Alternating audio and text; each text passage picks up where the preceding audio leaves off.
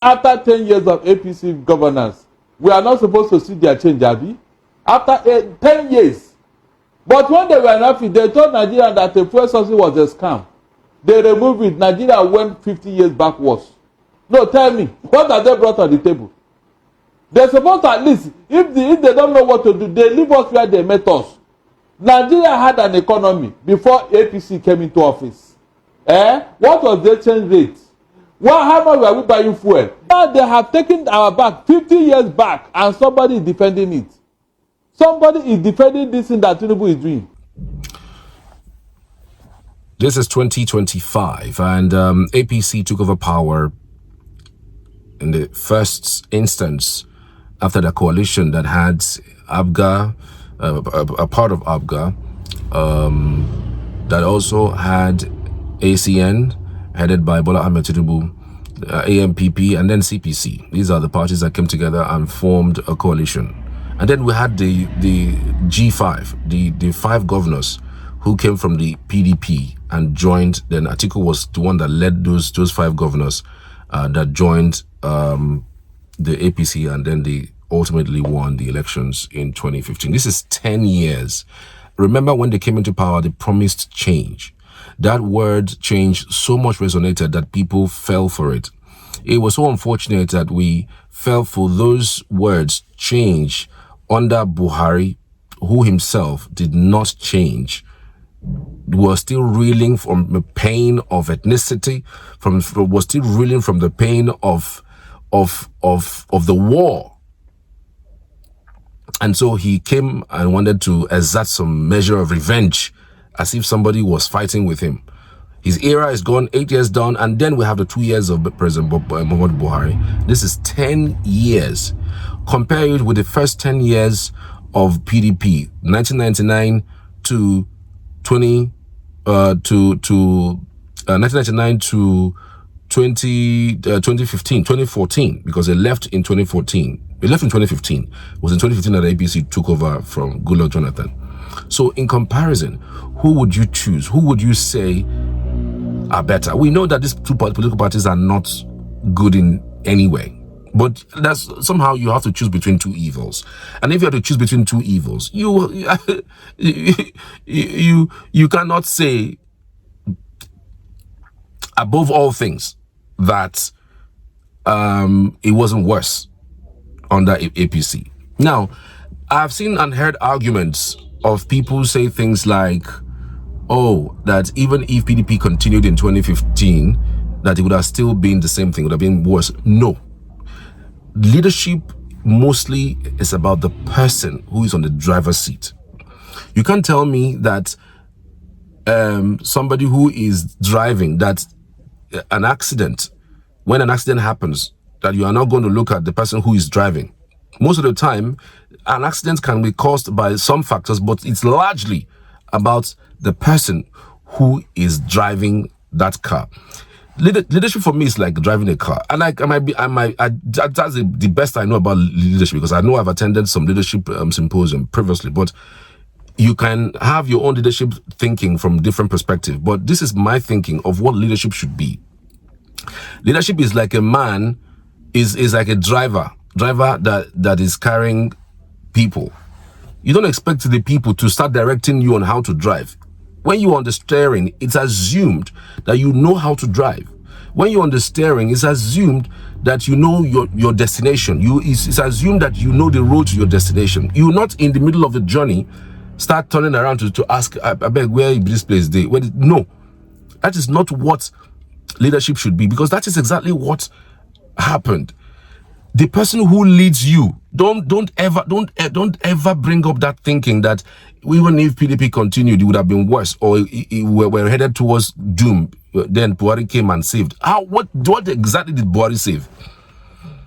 Tell me, what did Buhari save exactly? What exactly did Buhari save? If it's not untold hardship, he orchestrated and pushed, and then gave appointment to most of his northern brothers. Where are we now with that? And then Tinubu came, and then have been stoking everything that has to do with ethnicity, bigotry, and employing people, appointing people glaringly from his Yoruba clan. So what can you possibly say is a good that APC has delivered to the people? What is that thing? It's 10 years since APC took over Nigeria's leadership, and trust me, we are worse. And please, don't ever say that if it was a Labour Party or it was PDP, it would have been worse. No, they have deceived you for so long to think that way. Stop thinking that way. There's someone who will take over right now as it stands. There is somebody who will take over the government of this state, Nigeria, and things will be a lot better than we are right now. Take it or leave it. I don't want you to even take it. Just leave it. And I want you to also challenge me in the comment section. There is somebody who will take over the reins of this government today. From tomorrow, things begin to change. It's not a thing of, oh, wait a bit, wait now. We'll just remove subsidy. We have saved money. Look at what they're telling you. They have saved money. They told us that when they saved money from subsidy, that the monies will be used to better our lives. But look at what they're telling you now. That they've saved money and they gave to governors. That they've increased the governors' allocation by 60%, by 70%. What the hell are you telling me that for? How does that concern me? Why are you telling me you've given governors? What's my business with giving the governors? You told me you're going to better my life when money is saved from subsidy, and we have saved a lot of money. We have even paid paid some of our debts, and then all of a sudden, my life should automatically be better because you have given governors more money. Come on, let's be realistic. And by the way, governors are not. I don't even know how we have decided to even look away from where the governors are. The governors are the biggest culprits of this poverty we're talking about. Go around, there are very few states that you can see meaningful development. What are the governors doing with the money? Even the minimum wage, paying on minimum wage, not all states. I can tell you for free that more than 60% of states have not implemented minimum wage. Some of them are doing consequential adjustment. But most states have refused to implement minimum wage. On what basis? Why? Anyways, somebody, did a huge analysis of APC's 10 years in office. And trust me, it's mind-boggling. Watch out. Tell me what you think, though. APC's 10 years in office, in government, how have they fared? I'd love to always hear from you. God bless. After 10 years of APC governance, we are not supposed to see their change, Abi. After 10 years. But when they were in office, they told Nigeria that the fuel subsidy was a scam. They removed it. Nigeria went 50 years backwards.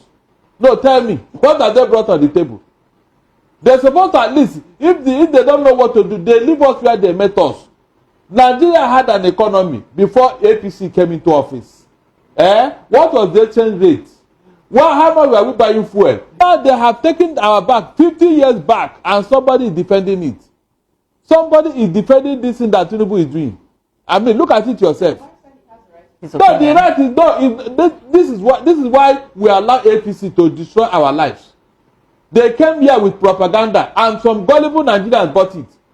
And with what is going on now, some people still have the audacity to defend it. On what ground? I ask you here, what mention one policy that has worked. He said the Minister of Interior is doing well. Please, you heard him say the FCT Minister is doing a lot of projects in Abuja. That is part of this administration and part of the President's cabinet. Let them purge themselves of the criminal allegation on their head. Then what Wike is doing in Rivers State, in fact, it has rubbish whatever he's doing in Abuja. Who has criminal allegation on their head? He said what? Who are you talking about? When Betedu came up, did you not hear the name of Tunji Ojo mentioned? And the company that he said that he had left for the wife was involved. So what are you saying? We can call all he did in Rivers State. Has anybody probed because Tinubu have seen him now as the man Friday? So please let nobody tell me that crap. None of them. That was why they didn't got appointment. The fuel subsidy he removed has plunged Nigeria into darkness 50 years behind. So Shomole made a statement, former Edo State governor and senator. He said that the current president, Tinubu's administration, inherited badly mismanaged Nigeria from Buhari. These people are always very clever. That they inherited an economy that was in shambles. Just hold on. Oshomola is saying it now. I'm telling you, Barrister, that's what Adam Oshomola just said. Hold on. Let Tinubu come out and probe the person that destroyed the economy. Then I will take him serious. Yes.